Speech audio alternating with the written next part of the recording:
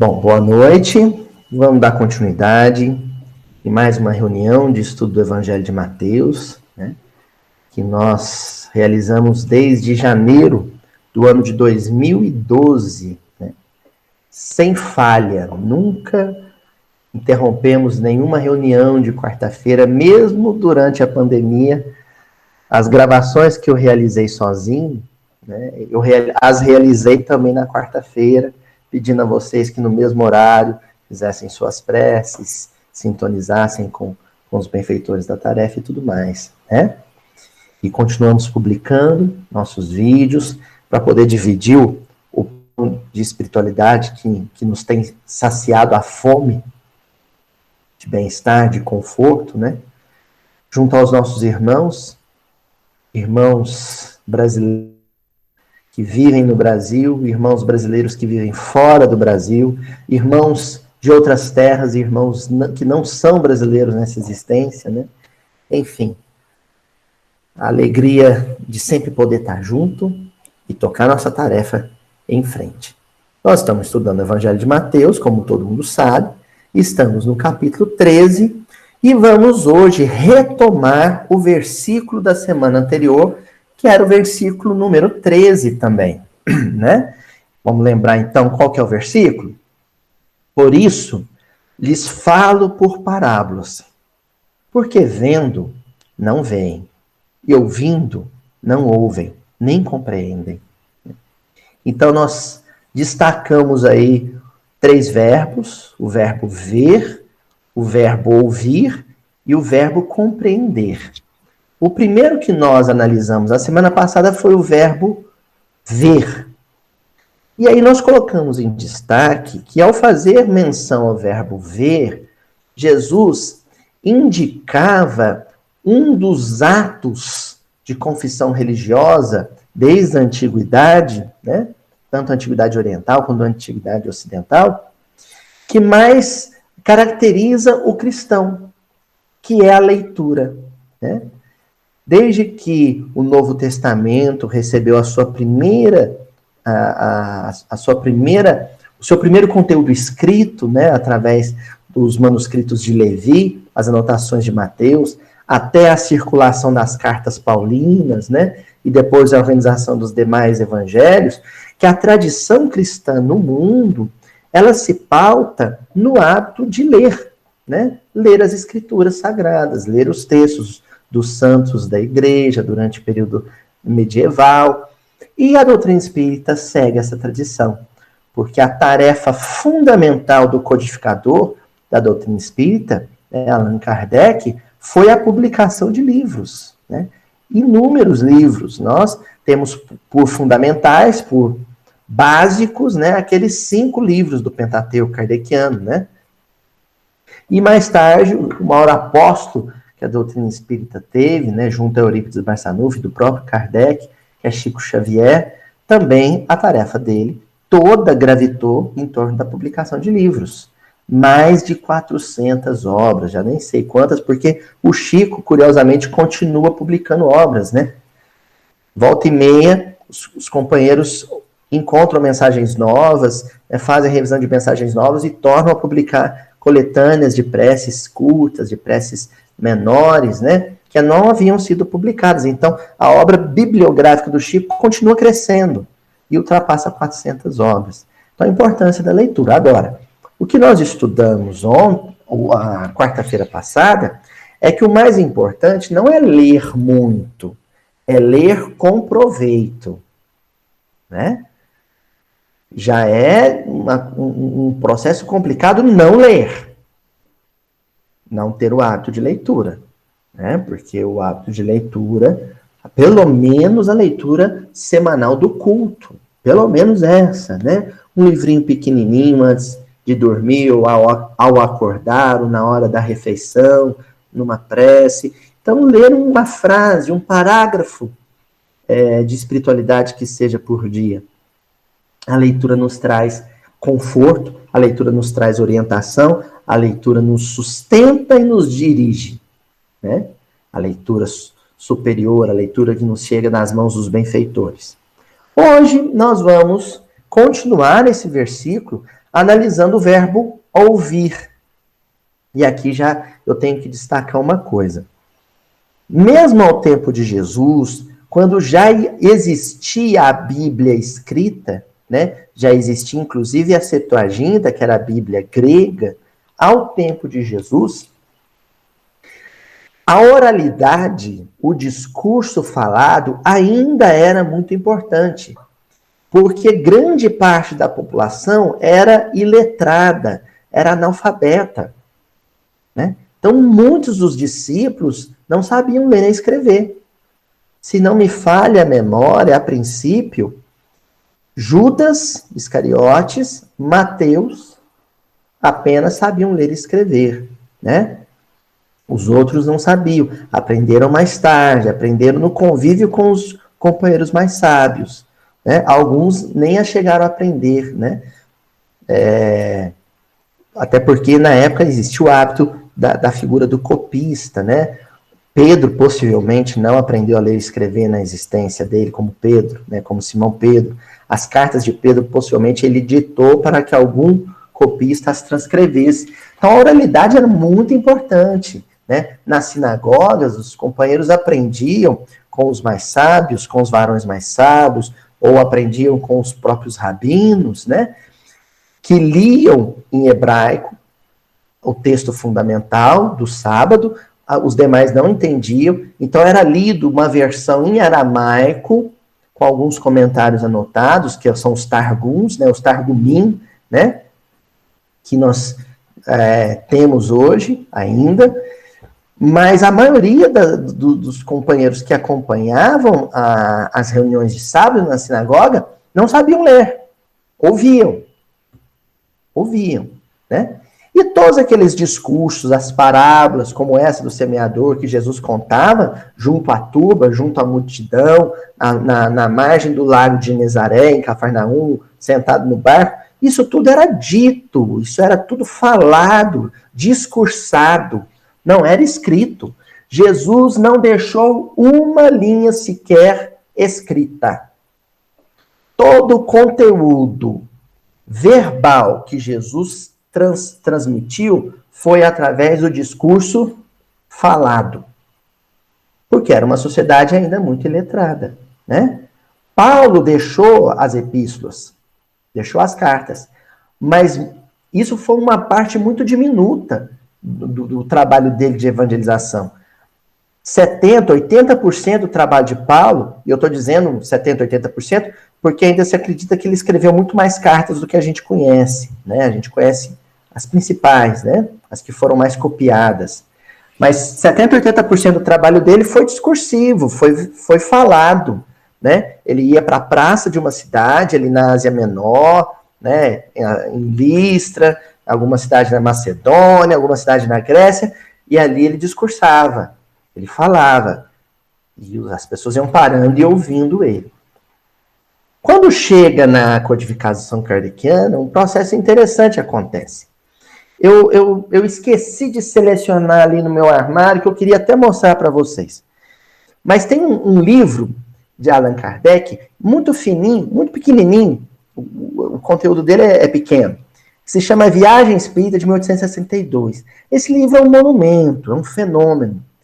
E ele é basicamente formado por cartas que Kardec escreveu e correspondências dele com companheiros de outras cidades que ele visitou, né?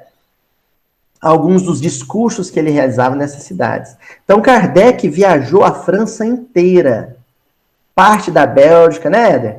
Parte da Bélgica, ele viajou boa parte da Europa de trem, fazendo palestras. Vocês conseguem imaginar isso? Allan Kardec fazendo palestra nos centros espíritas que as cidades fundavam. Então, ele visitava o grupo espírita que havia sido aberto e ali ele falava para um grande público, né? E era hospedado na casa dos companheiros e fazia amizade com os companheiros, depois se correspondia com os companheiros. Muitas dessas palestras, isso era um hábito até pouco tempo aqui. Até o Divaldo Pereira Franco, muitas dessas palestras eram transcritas. Vocês sabiam disso? As palestras não eram faladas de improviso, igual eu estou falando. Elas eram escritas, o sujeito datilografava ou escrevia à mão a palestra, e na hora ele lia a palestra, mas falando, né? Aí o Divaldo, ele trouxe alguma coisa diferente para o movimento espírita, na medida em que ele começou a falar inspirado, ou seja, ele não escrevia, não anotava nada para poder fazer palestra. Mas até a década de 40, década de 50, o movimento espírita, as palestras eram escritas. Por isso que nós temos acesso a muitas palestras hoje, numa época em que não tinha o rádio gravador, né, o aparelho de gravação de áudio. Graças a Deus, e isso coincide com a oratória do Divaldo, a oratória espírita passa a circular muito fora do âmbito em que ela é dita. Então, o Divaldo visitava Uberaba, por exemplo, ia lá no Uberabense, e lá ele falava. E aí, as pessoas de outras cidades que não puderam comparecer na reunião, elas tinham acesso à palestra dele, porque elas passaram a ser gravadas. Entenderam? Aparelhos de áudio, né? Ainda eram aqueles rolos, né? Com fita magnética. A edição era com fita crepe. Cortava um pedaço, cortava outro e colava com fita crepe. Era assim, né? As instruções psicofônicas, Vozes do Grande Além, são comunicações psicofônicas faladas do Chico, que eram gravadas com um aparelho que o Pastorino, o Carlos Torres Pastorino, doou lá em Pedro Leopoldo, para o Luiz Gonzaga. Né? Então ele doou o gravador e aí se gravava. Algumas reuniões aqui na Comunhão Espírita Cristã eram gravadas com esses aparelhos. E a coisa foi evoluindo para o vídeo. Aí no final da década de 80, 90, aí vem a era do VHS. Quem lembra disso? Você lembra, Aninha? Lembra, Ana Clara? Do VHS? Então, pois é, né? A Maria Fernanda lembra. Então, aí o Divaldo começou a viajar. Eu estou mencionando o Divaldo, mas aqui vale o Jerônimo Mendonça, aqui vale o Raul Teixeira, né? Os veteranos da oratória espírita, né? Eles começaram a viajar e serem filmados. Aí era mais legal, porque tinha gente que até a década de 80 conhecia a voz do Jerônimo Mendonça, mas não conhecia o Jerônimo Mendonça. Conhecia a voz do Raul Teixeira, mas não conhecia ele. Porque o registro em vídeo era alguma coisa complicada de ser feito, né? E aí começaram o registro em vídeos. Até que veio a era da internet, né? Aí eu já sou dessa geração, né? Aí já vem o Arthur Valadares, a turma de agora, em que a oratória, a falada, ela é registrada e transmitida pela internet. Muitas vezes em tempo real, né? Aí você faz uma live lá no encontro do NEP, o Éder participou, a gente faz uma live e essa live ela é transmitida para milhares de pessoas em tempo real. É a era em que nós estamos. Bom, a tecnologia de registro daquilo que vai ser ouvido aprimorou.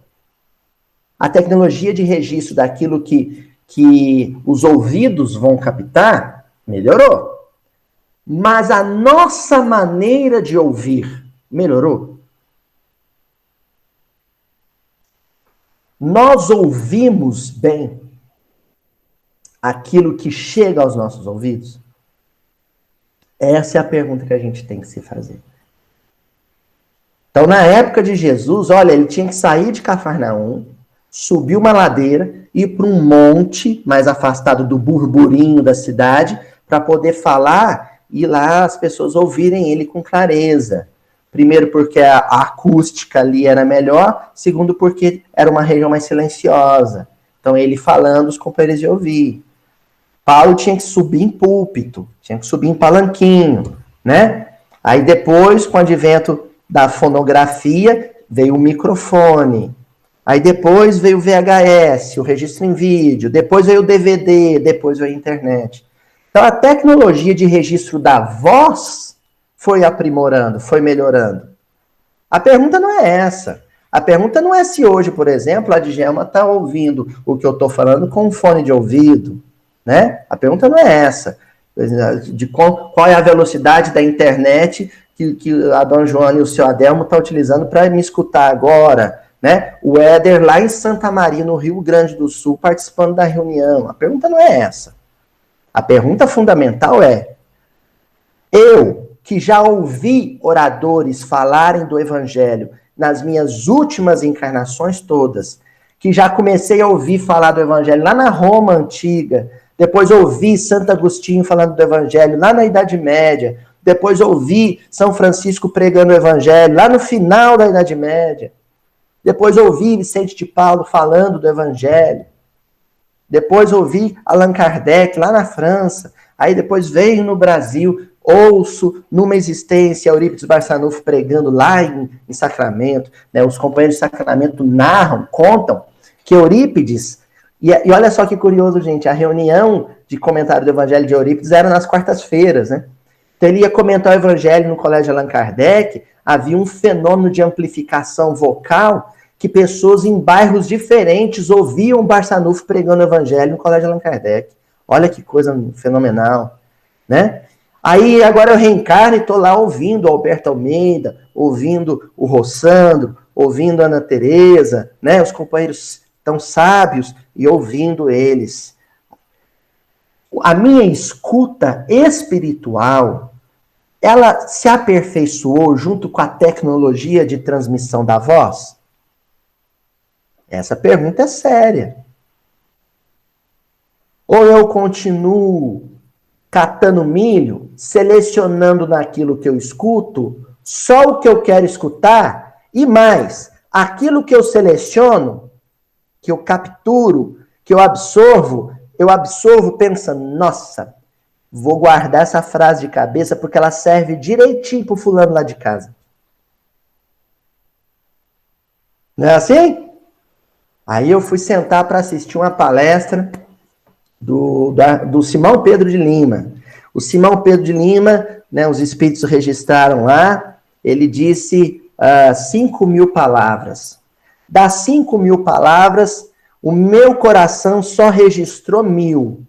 E das 1.000 que registrou, todas as 1.000 eu guardei no coração para repeti-las na hora que eu julgar conveniente com os meus familiares, com os meus parentes, com os meus vizinhos, porque eu acho que serve para eles.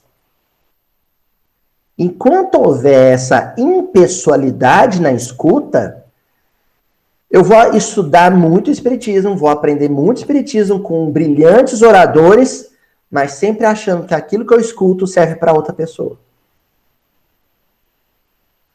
Vocês sabem o que está faltando para a gente? Pegar assim um negócio que chama carapuça. Já ouviu falar? Toquinha, né? Pegar a toquinha, vestir na cabecinha e dar um lacinho assim, ó, flu-flu, aqui no queixinho assim, ó. Chamar a responsabilidade para si, dizer, ó, isso que eu ouvi é para mim. É para mim. Tem endereço. Parar com essa aí falou pro fulano. É para mim, não é para ninguém. Quem está aqui sentado agora escutando esse vídeo sou eu, né? Eu, Aloysio, por exemplo, eu estou falando aqui é para mim, né? É aquela velha história. Qual que é o ouvido que está mais perto da minha boca? O de vocês ou o meu? Então, o primeiro ouvido a ouvir essas coisas que eu digo é meu. E tem hora que a minha cara cora. Eu falo assim, porque tem que falar. Minha vontade é não falar. Eu falo e aquilo sai queimando goela fora, sabe? Sai ardendo de dentro para fora. Fazer, mas vai lá, Luiz, quem mandou fazer besteira? Vai lá, fala. Aí eu falo. Mas por dentro, eu tô, ai, que vergonha de falar isso. Entenderam? Essa escuta pessoal, essa escuta que a gente pega no ar e abraça e coloca no coração, é o primeiro quesito. Tá certo? Então nós vamos comentar com algumas leituras que eu selecionei, o verbo ouvir. Como anda a minha escuta espiritual? Como é que eu estou ouvindo os grandes oradores? Correto? Bom, lá no livro Caminho, Verdade e Vida, no capítulo 77, tem uma lição intitulada Convém Refletir. E eu acho muito bacana o que o Emmanuel faz, que é o de zipar a mensagem no título. Né? Convém refletir. O que é refletir? Refletir é quando a luz bate em mim e volta. Entendeu? É o espelho. Se ele tiver fosco, embaçado, vai bater e não vai refletir. A luz vai e não vem. Vai e não volta. Não é? Agora, quando você dá uma limpada, uma lustrada, você se torna capaz de refletir a luz que recebe. Você se torna capaz de refletir a luz que está recebendo. Correto, gente? Então, vamos ficar atento para que a gente não seja a estação final daquilo que ouvimos. O trem chega na minha estação vazio e ele tem que seguir carregado. Correto? Bom, continuando.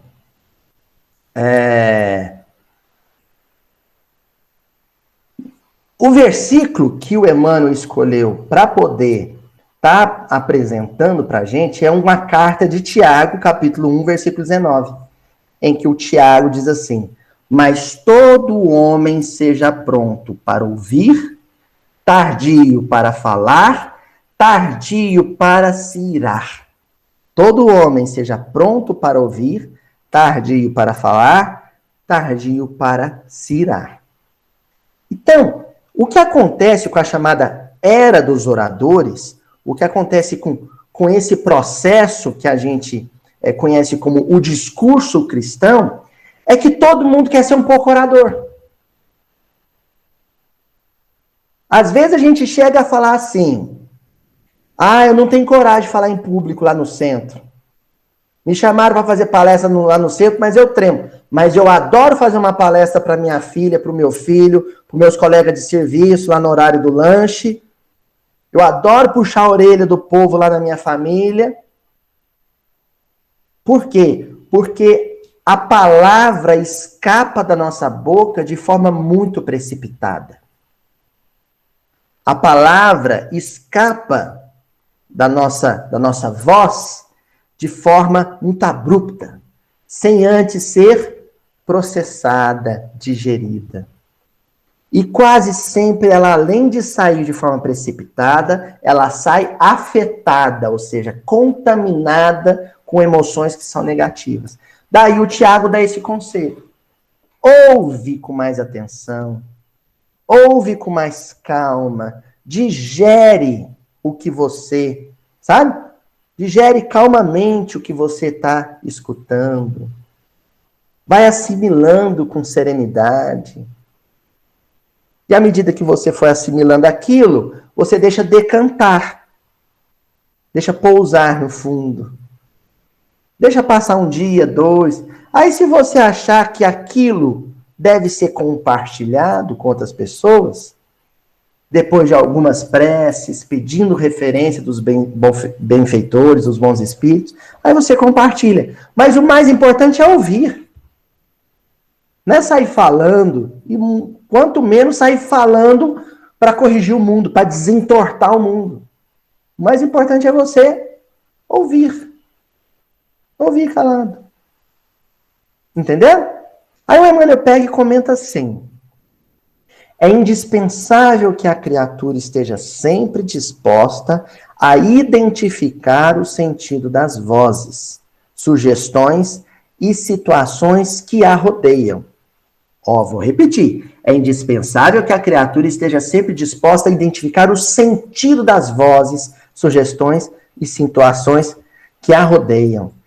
O sentido das vozes. Que vozes? O discurso da vida, o discurso vital. Existe um discurso ao nosso redor, existem palestras que estão sendo transmitidas para nós que não estão no computador. Entendeu? Tem coisas que estão sendo ditas no dia a dia, no convívio familiar. Existem coisas que estão sendo ditas pela providência divina de forma inarticulada. Então aí. Ouvir isso, inclusive. E qual que é o sentido delas? O sentido é ascensional. O sentido é apontando para o alto. Entenderam? Se eu não consigo perceber isso, se eu não consigo identificar isso, eu não percebi a essência do que está sendo dito pelos grandes oradores, pelos grandes palestrantes, e muito menos, e a parte mais complexa, pela vida. E muito menos pelas circunstâncias vitais. Entendeu? Continua Emmanuel dizendo: quem ouve, aprende. Quem fala, doutrina. Um guarda, o outro espalha. Nós reencarnamos para aprender ou para doutrinar? Pense um pouco. Nós reencarnamos para aprender ou para doutrinar?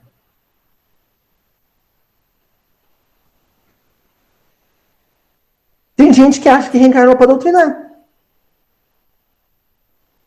Gente, eu vou falar por mim. Não posso falar por mais ninguém. Vou falar por mim. Eu não reencarnei para abrir um canal no YouTube, não.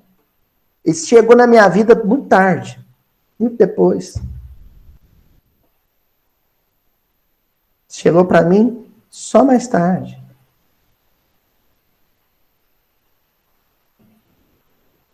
E eu não sei até quando vai ficar esse canal na minha vida. Então, não é o sentido da minha vida. Não é abrir um canal no YouTube. É alguma coisa que eu gosto muito, que me dá muita alegria, mas não é o sentido da minha existência. Porque eu não reencarnei para doutrinar. Eu reencarnei para aprender. Para aprender no diálogo. Para aprender na convivência. E eu aprendo quando eu sento para ouvir uma palestra do Alberto Almeida, uma palestra do Haroldo Dutra, mas aprendo também quando eu sento para conversar com a Juliana sobre um problema da casa. Quando eu sento para escutar da minha mãe uma história da infância dela. Aprendo muito. A gente tem 2 ouvidos. Ó, isso é meio clichê. Vocês já ouviram, mas eu vou fazer questão de dizer. A gente tem quantos ouvidos? 2. E quantas bocas? 1. Não é assim? Então, é para ouvir mais, que diz. Nós publicamos coisas demais em nossas redes sociais. É conteúdo demais. Olha só. Se eu tiver lá no Facebook 1000 amigos e cada um dos meus amigos postar por dia 10 postagens, vocês já pararam para analisar que eu tenho, se eu quiser me manter ativo em dia com todos os meus amigos, e isso eu estou partindo do pressuposto de que as pessoas lá do Facebook são seus amigos, não são. Tem gente que é meu amigo no Facebook, se eu cruzar na rua, eu não falo bom dia, né? Mas se cada um postar 10 conteúdos por dia, são 10.000 conteúdos. Se eu for parar para atender todo mundo, eu vou viver na internet. E não é que é o que costumamos fazer? Viver na internet? Aí, como a gente não pode deixar de cozinhar, não pode deixar de lavar roupa, não pode deixar de ir para o emprego, não pode deixar de ir para o banco, não pode deixar de esperar a consulta do médico. Sabe o que a tecnologia do nosso tempo inventou? Um computador que vai na minha mão para onde eu quiser. Pronto. Aí eu continuo fazendo as coisas, mas sempre fuçando no celular. Toda hora eu estou funcionando no celular. E a gente começa a ficar tão biruta que de vez em quando a gente sente o celular tocar ou vibrar no nosso bolso. Vibrou. Aí você olha e não tem nada. Você já é, sabe? Tá ficando bilé. Cuidado, hein? Quando a gente começa a escutar o celular tocar e ele não tocou, porque você já tá ficando meio birutinha. E esse negócio de tecnologia deixa biruta. Entenderam? Por que isso? Porque a gente está viciado num conteúdo que a gente começou a ser copartícipe, ou seja, produzimos também. Todo mundo agora produz coisas. Todo mundo. E entramos numa fase, como o problema da escrita no tempo de Jesus era a parcela da população que era iletrada, e esse não é o nosso problema hoje, porque grande parte da população é alfabetizada, mas é alfabetizada e preguiçosa, né?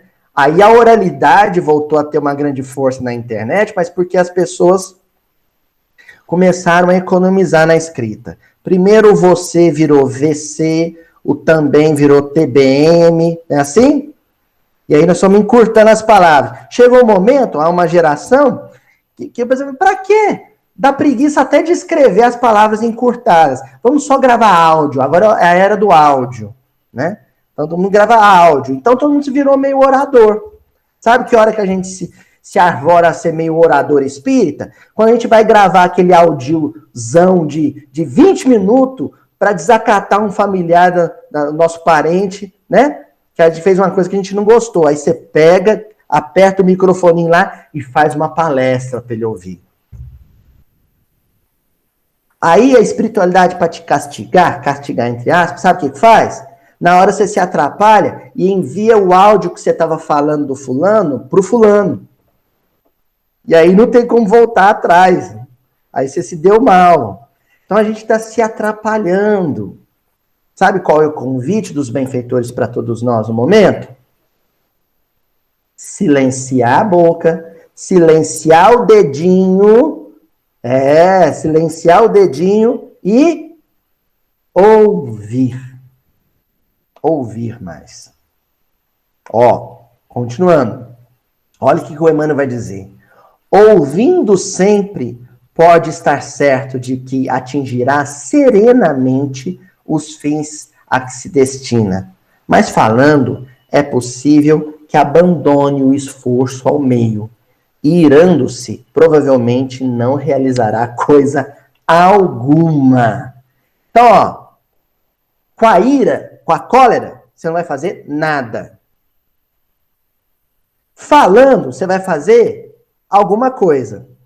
E silenciando, você vai fazer tudo. Espíritos muito superiores, muito elevados, gente, eles são caladão. Eu me lembro do César Carneiro de Souza, mestre, professor querido, me dizia assim, Aloísio, teve ocasião, na sexta-feira, na comunhão, de vez em quando eu ficava sozinho com o Chico, do Chico fazer um silêncio tão profundo que eu pensava assim, nossa, o Chico é tão mal educado, custa puxar um papo comigo. Porque o Chico não era de sair falando ao Léo, não. Como a gente conhece o Chico dos vídeos e dos áudios que circulam por aí, a gente tem ideia de que o Chico era muito falante. E como tem muitos companheiros que contam muitas histórias do Chico, de coisas que o Chico disse, e uma boa parte dessas coisas também o Chico nem disse, né? Tem isso também, isso é problemático. Mas a gente fica com a ideia de que o Chico era um falastrão, não era. O Chico, ele guardava o silêncio, mas falava de forma certeira. O Chico preferia ouvir. Já sabia tanto, mas preferia ouvir. Ele sentava com uma mãe que havia perdido o filho, ouvia essa mãe desabafar 40 minutos. Depois ele falava alguma frase para ela em 5 minutos, que marcava e mudava a vida dessa mulher pro resto da encarnação. Mas ele falou 5 minutos, ouviu 40. E era assim ao longo de toda a tarefa, né? Na sexta-feira, na comunhão, depois no sábado, no grupo Espírito da Prece. Bom, o Emmanuel, no livro Bênção de Paz, tem uma lição intitulada Ouçamos Também, no capítulo 35. E o Emmanuel ele vai comentar justamente uma fala de Jesus no Evangelho de Marcos, Marcos 7,34, que é quando Jesus encontra com um surdo gago, né? Então, era alguém que ouvia mal e tinha dificuldade de falar. Ouvir, ele tinha dificuldade de ouvir e tinha dificuldade de falar. Falava mal, falava com dificuldade. Bom, enfim, aqui eu já quero chamar a atenção para essa deficiência específica do personagem bíblico, para dizer que existe um paralelo espiritual. Geralmente, quem espiritualmente ouve mal, fala de forma atrapalhada. Mas não estou falando no sentido da fonoaudiologia, não. No sentido da gentileza, da elegância, do bom senso. Pessoas que ouvem mal, quando abrem a boca para corresponder àquilo que ouviram, falam ferindo, falam magoando, falam ofendendo. Você já viu pessoas assim que você vai falar alguma coisa com ela e ela ouve o mal que você disse e ela sai te ofendendo ou se defendendo. E você, mas não foi isso que eu quis dizer. E ela, não, e fala, e grita, e esbraveja. Não é assim? E você, mas você não entendeu o que eu disse. E a gente fica meio angustiado. Nossa, não foi isso que eu falei. Por que a pessoa se irritou? Por que a pessoa se encolerizou? Porque ela não sabe ouvir. E porque ela não sabe ouvir, quando abre a boca, a fala dela é atrapalhada, é atribulada, é mal construída.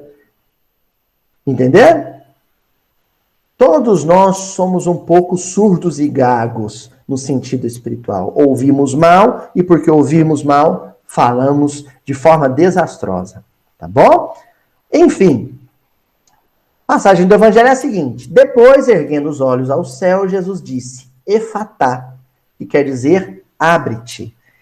Então, a prece de Jesus para curar esse personagem é pedindo que Deus abrisse os seus ouvidos e, consequentemente, abrisse o seu poder de falar. Aloísio, quando é que eu vou aprender a falar com acerto? Falar com acerto na educação dos meus filhos, falar com acerto na convivência com meu esposo, com a minha esposa, falar com acerto na convivência com meus companheiros de profissão. Quando é que eu vou aprender a falar o bem? Não é falar bem, não. Falar bem, tem um monte de palestrante aí que fala. É falar o bem. Quando? Quando Deus abrir os meus ouvidos. Dizem que os benfeitores espirituais, eles têm um cotonete, sabe? Que limpa o ouvido assim, ó. O ouvidão psíquico, o ouvidão espiritual, o ouvido espiritual fica limpinho. Sabe qual é o nome desse cotonete? Dor. O sofrimento. É o sofrimento que abre os nossos ouvidos. O sofrimento que nos limpa o interior dos ouvidos espirituais. E a gente passa a ouvir o outro. Primeiro que depois que a gente sofre, é que a gente começa a parar para ouvir o outro. Até então a gente não parava para ouvir o outro. Sabe onde é que a gente começa a parar para ouvir os outros? Eu vou falar os lugares. Sala de espera de consultório médico. Sala de espera de exame médico. Né, dona Cíntia? Sala de espera de internação de hospital. Ali a gente começa a ouvir os outros. Na fila do INSS. Na fila de empréstimo no banco. Na fila do Cine para arrumar emprego. É ali que a gente começa a parar para ouvir o sofrimento do outro.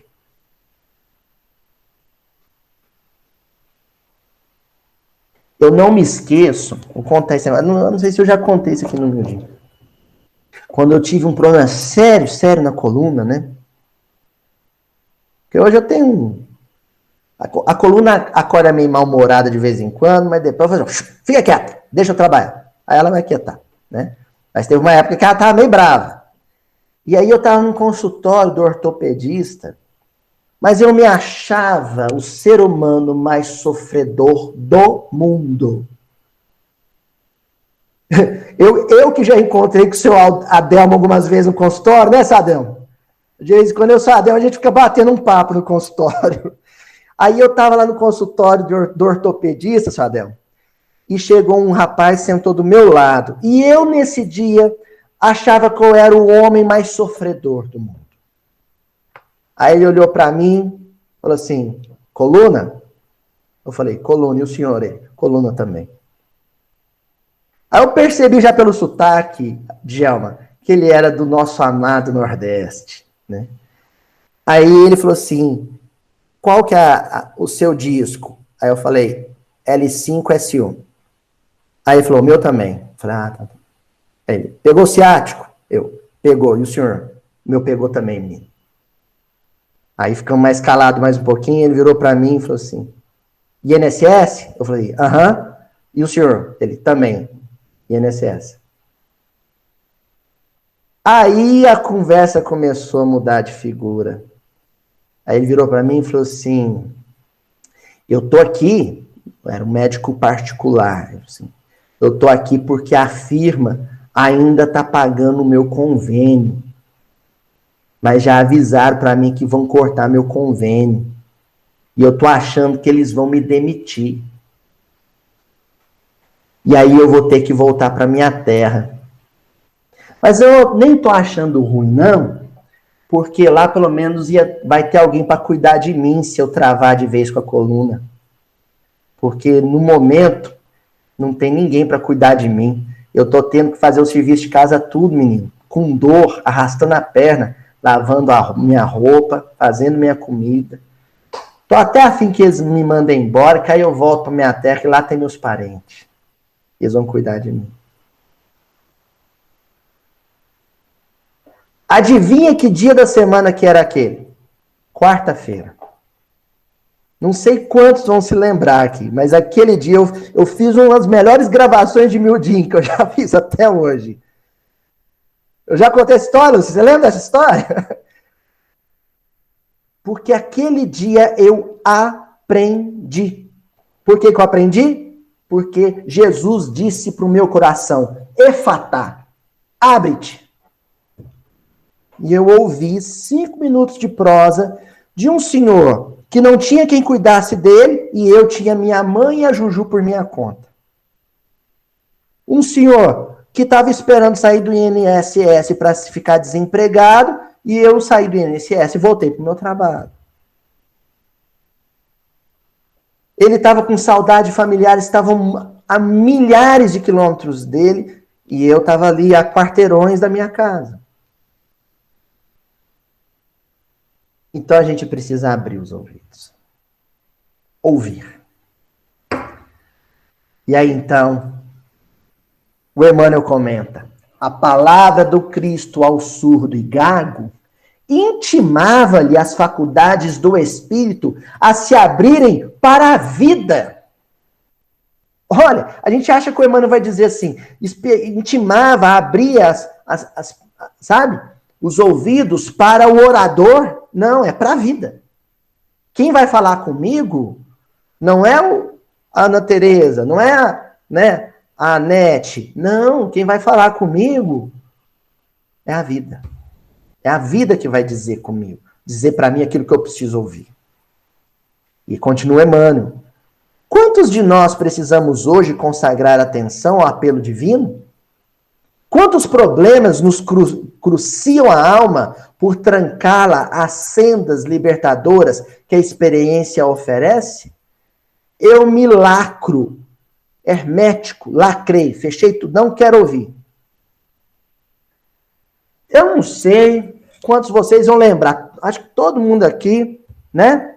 Teve filho, tirando a Ana Clara ainda, né? A tia Adriana tem os filhos, inúmeros filhos, é quem mais vai poder nos falar aqui. Mas vocês já viram quando você ia dar bronca no menino? A tia Adriana já deve ter vivido isso. Vai dar bronca no menino, e aí ele é muito rebelde, Dona Joana. Aí ele faz assim, ó. Eu ainda era tão endemoniado, tão obsidiado desde a infância, que eu, além de pôr o dedo no ouvido, eu ainda cantarolava assim, lá, lá, lá, lá, lá, lá, lá, lá, lá, para não ouvir. Não é assim? Não é que a gente faz isso com Deus?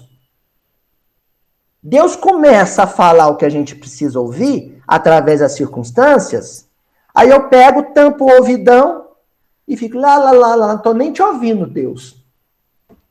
Ih, não estou te ouvindo. A gente fala. Lá no prefácio do livro, eu já citei ele aqui algumas vezes, acho que é o Lições da Vida. Acho que é isso mesmo, Lições da Vida. O Emmanuel diz assim, algumas gazelas empinam a orelha, né?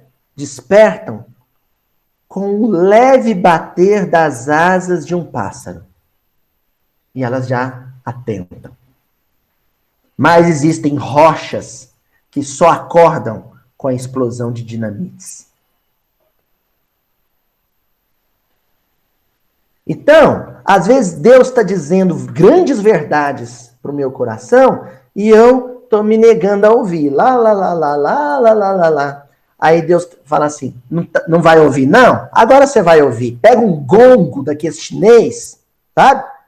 Um sino de igreja e... Bam! Olhei o diagnóstico. Estou muito doente. Nossa, cortaram 50% do meu salário. Nossa senhora, fui demitido.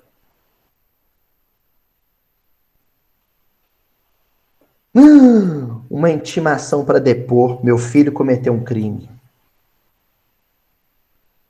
Aí agora você ouve, né? Agora você ouve, né? Entendeu?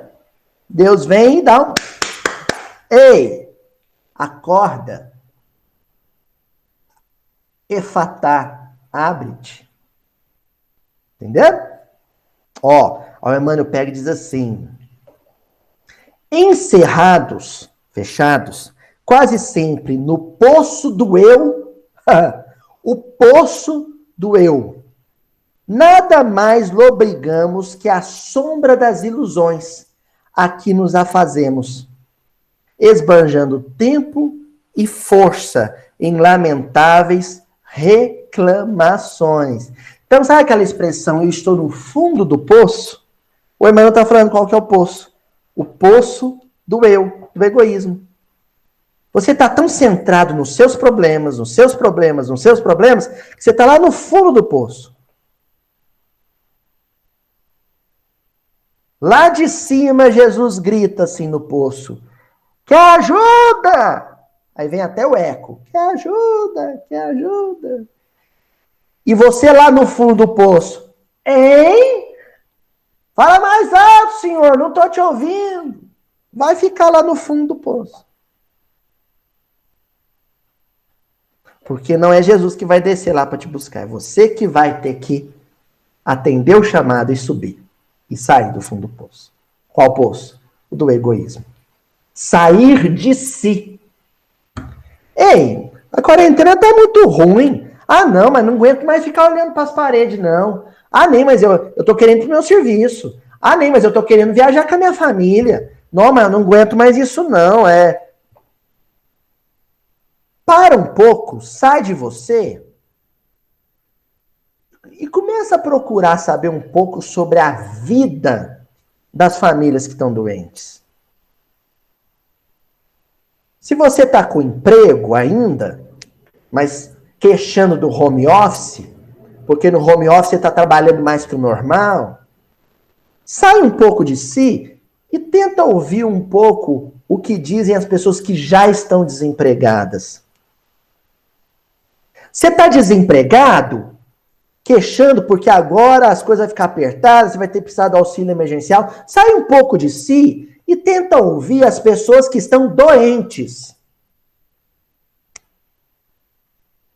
Ah, você está doente, pegou Covid, está em casa, quarentena, não pode encontrar com ninguém. Tenta ouvir as pessoas que estão hospitalizadas na enfermaria. Você está na enfermaria, sai de si e tenta ouvir os enfermeiros, os amigos falarem sobre quem está entubado. Vai! Sempre que você sair de si, você vai ter ouvidos para ouvir o sofrimento e a dor do outro. E aí você vai dizer para você mesmo: eu não tenho direito de reclamar de nada. E vai dizer para Deus: o que o senhor quer que eu faça? O que tem de serviço para mim? Estou à disposição. E aí, o que é para eu fazer? É para orar? Sabe qual que é a primeira coisa que Deus vai dizer para a gente? Isso tudo na acústica do coração. A primeira coisa que Deus vai dizer para a gente é assim: meu filho, não precisa fazer nada. Se você parar de reclamar, eu já estou satisfeito. Se você parar com essas preces xarope, sabe? Essas ladainhas, essas orações desesperadas, de que só você que sofre no mundo, eu já vou ficar feliz. Então, depois eu vou te dar um serviço devagarzinho. Mas para de choramingar que já está de bom tamanho. Ó, e o Emmanuel encerra dizendo assim: saibamos acolher a advertência sublime e perante a luz do infinito amor de Deus, rompamos, ao casulo, rompamos a clausura do eu e ouçamo-la também. Então o Emmanuel repete 2 vezes a questão do eu. Primeiro ele fala do poço do eu, o buraco escuro do eu. Depois ele fala da clausura do eu, da cela, da prisão do eu. Não é assim? A gente precisa se libertar. É uma prisão. Todo egoísta é surdo. Pode ir em 100.000 palestras, que continua surdo. Vai toda quinta-feira lá na reunião do centro. Lá no Eurípides Barçanufo, né, tia Adriana? Toda quinta-feira, pega o carro, vai lá para o centro, às 19h30, para estacionar o carro, entrar no salão e escutar uma palestra. Toda quinta-feira, o palestrante fala sobre respeitar o semelhante, sobre saber dividir as coisas da vida com o semelhante. Pois na quinta-feira seguinte, de novo o sujeito vai parar, não tem vaga para estacionar, ele começa a xingar a igreja evangélica do lado, que tem muito público, e lota a rua nos estacionamentos, não deixa estacionamento para o espírita. Por que essa igreja tinha que estar aqui do lado do centro? Agora não tem como eu parar para assistir minha palestra. Entra no centro já obsidiado. Sai de lá mais calminho, mas na hora que vai tirar o carro, o companheiro da igreja vizinha prensou seu carro, você não consegue tirar o carro e você começa a xingar. Vou ter que ficar esperando agora esse sujeito tirar o carro dele para poder sair. Tem um jeito fácil de não ter o problema do carro. Fica em casa. Fica em casa, não vai mais. Aí vem a quarentena. Aí o sujeito fala, saudade de ir lá. Tô com saudade até dos companheiros da igreja vizinha. Mas não posso. Quando eu tiver outra oportunidade de ir no centro, eu juro, Senhor, que eu não vou mais reclamar do estacionamento. Não é assim? Bom, gente, para a gente poder já ir para a reta final, o Emmanuel tem uma lição lá no livro Vinha de Luz, no capítulo 101, que é uma pergunta. Ouvistes? Ouviu? Você ouviu? É a pergunta do Emmanuel. Aí o Emmanuel vai comentar o Evangelho de João, capítulo 16, versículo 1. Tenho-vos dito essas coisas para que vos não escandalizeis, para que não vos escandalizeis. Jesus dizendo, essas coisas que eu estou falando e que vocês precisam ouvir é para vocês não se escandalizarem. Bom, em grego a palavra é escandalon. Sabe o que quer dizer escandalon? Armadilha. Se escandalizar é cair em uma armadilha. Aí a gente chega lá no centro, chama aquele companheiro palestrante lá, bonzinho, de coração, o Arthurzinho Valadares, chega lá e diz, Arthur, eu tô com um problema. Eu fui falar mal do meu chefe, meu colega lá na copa do serviço, e eu não sabia, o meu chefe estava atrás de mim e ouviu tudo. Agora eu tô numa enrascada, com medo de ser demitido. Uma semana antes, você tinha ouvido uma palestra no centro que falava sobre a língua ser um perigo, sobre o valor do silêncio, da vigilância na palavra. Uma semana antes. Mas como você não ouviu o que a espiritualidade tinha para dizer, você caiu numa armadilha. Você se escandalizou. Não é? Aí eu vou no centro e escuto uma palestra dizendo, né? Que a gente tem que ter disciplina. Ah lá, o Francisco, daqui eu tô vendo ele quase derrubando o quadro de Jesus Cristo. Aí, ó, tá vendo? Vai responder por isso, vai ficar preso no chiqueirinho depois, de castigo. Olha lá que ele tá aprontando, né?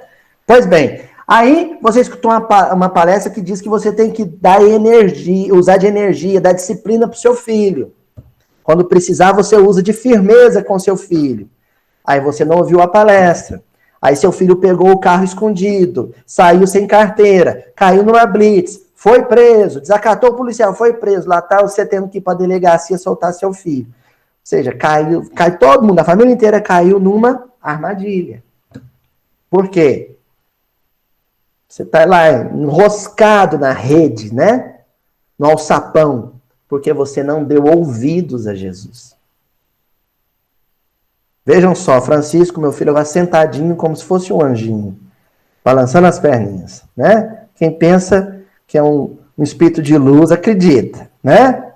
Lá vai ele de novo, aprontar. Pois bem, continuemos, desculpa o pessoal da internet, é que a gente tem uns probleminhas em casa, é o home office espírita aqui, né? Antes de retornar às esferas resplandecentes, o Mestre Divino não nos deixou ao desamparo quanto à advertência no trabalho a fazer. Então, essas coisas que a gente fica ouvindo do Evangelho, gente, são advertências.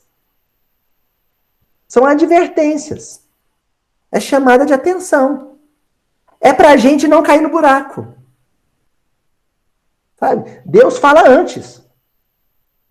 A gente até quando cai no buraco, chega a dizer assim, por que que eu não atendi? Né? Por que que eu não ouvi? A gente se arrepende. Então tem que ter advertência. A minha mãe, por exemplo, agora deve ter avisado para o Francisco várias vezes. Francisco, se você não parar, você vai para o castigo. Ele não ouviu a advertência. Foi para o castigo, como vocês podem ver. É a gente. A gente não ouve as advertências. Não vamos entender, às vezes, uma palestra mais dura, né, mais firme. Né? Pedro tem uma ocasião que ele fala para Jesus assim, mestre, essas coisas que o senhor disse são muito difíceis de serem ouvidas. Né? Não vamos entender dessa forma. Vamos entender uma leitura, né? Minha mãe outro dia estava emburrada com um sinal verde. Falei, o que foi, mãe? Não, eu estou chateada com esse livro. Eu abro esse livro, eu só levo puxão de orelha. Falei, não, mãe, não vou entender assim, não. Vamos entender como uma advertência. São palavras amorosas. É Deus dizendo, ó, estou falando isso, é para você não cair no buraco. Mas a gente vai e cai no buraco. Né? E aí o Emmanuel encerra essa lição dizendo assim, é indispensável ouvi-las para que se não escandalize no quadro das obrigações comuns. Obrigação comum, dia a dia. Ir para o serviço, fazer comida, arrumar a casa, né? Passear com o filho no shopping, na praça, não agora. Então, essas obrigações do dia a dia, né, rotineiras, comuns, ali tem muitas armadilhas escondidas. A gente pode cair nelas. Se não estivermos atentos. Se estivermos desatentos para aquilo que Deus está falando conosco. Certinho? Bom, a última palavra do versículo que nós vamos analisar é o compreender. Já vimos o ver, que equivale à leitura. Já vimos o ouvir, que equivale a ouvir as palestras, ouvir a oratória dos amigos. Mas Jesus acrescenta, olha, tem gente que não vê, não ouve e também não compreende. Como é que a compreensão entra nessa equação aí? Como é que ela surge? Né? Conhecer é assimilar conteúdo. Entender é sensibilizar-se com o conteúdo, emocionar-se com o conteúdo. Compreender é exteriorizar o conteúdo. Entendeu? Ó, conhecer é assimilar o conteúdo. Entender é quando esse conteúdo toca o seu coração. Compreender é quando ele se exterioriza. O Simão Pedro de Lima, querido professor e amigo, ele fala assim: na doutrina espírita, existem 3 momentos da nossa relação com o movimento espírita. Primeiro desses momentos é quando o espiritismo, quando a gente entra no espiritismo.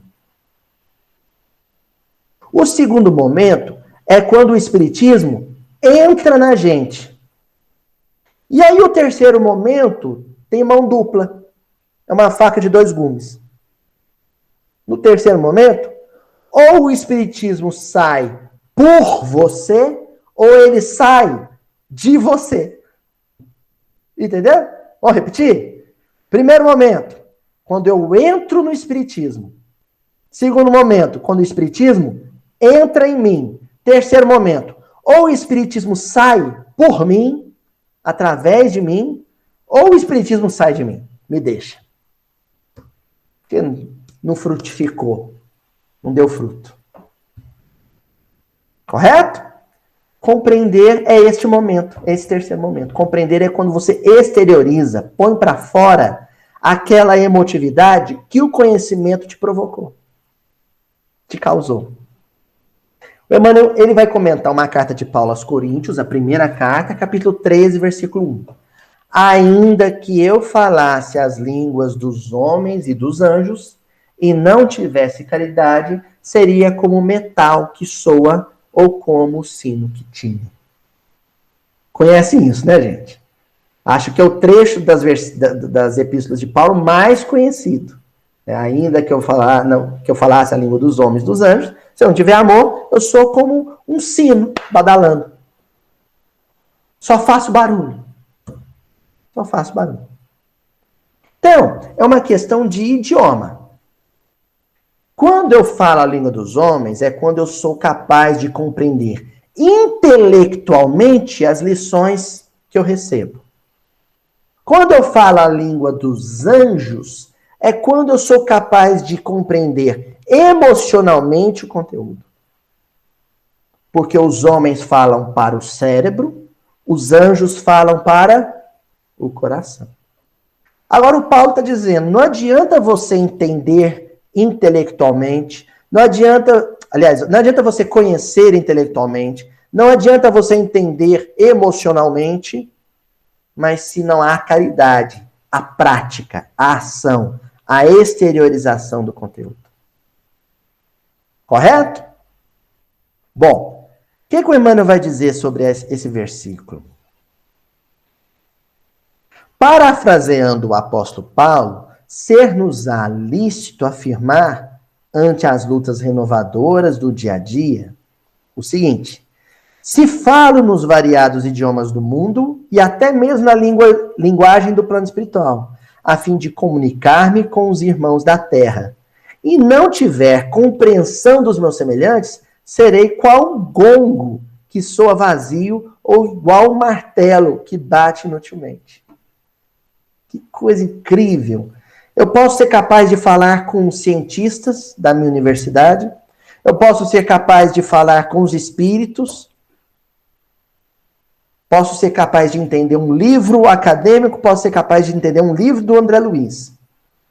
Mas se não houver um processo de exteriorização, é só barulho. A minha relação com o espiritismo é barulhenta. E nada além disso. Nada mais que isso. Eu posso montar um trailer, sabe, Flavinha? Monto um trailer, pego a Juju, Francisco e falo, agora nós vamos viver visitando seminário, congresso espírita, viver visitando outros centros em outras cidades.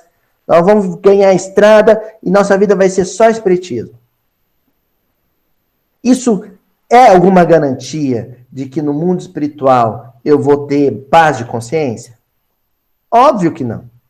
Claro que não. Eu simplesmente vou estar bem informado. O que, no meu caso, se não for exteriorizado e praticado, é um grande problema. É um fardo que eu vou carregar, é o conhecimento que eu adquiri. E o Emmanuel encerra dizendo, a compreensão é tolerante, prestimosa, não sente inveja, não se precipita e não se ensoberbece em coisa alguma. Está parafraseando a carta de Paulo. Não se desvaira em ambição, não se apaixona pelos interesses próprios, não se irrita, nem suspeita mal. Tudo suporta, crê no bem, espera o melhor e sofre sem reclamar. Não se regozija com a injustiça e sim procura ser útil em espírito e verdade. Então, eu até sublinhei a primeira frase desse parágrafo, que é: a compreensão é. Porque o mais importante ao ouvir uma boa palestra, ouvir uma live, ouvir um vídeo, ouvir o que um amigo vai me dizer numa conversa pessoal, o mais importante é entender o que é compreensão. Eu estou conhecendo, eu entendi, mas eu compreendi. Compreensão é amor vivido, é caridade, é prática. Compreensão é a vida de Jesus sendo vivida pelo homem comum, que passa a não mais ser homem comum. Ele passa a ser o homem de bem. Correto, gente? Certinho? Então vimos o valor da leitura, o valor do ouvido, né? Aqueles que veem além da letra, aqueles que ouvem além da palavra e aqueles que são capazes de pegar o que leram, pegaram o que ouviram e transformar isso em cotidiano. Em coisas simples, coisas comuns. Correto?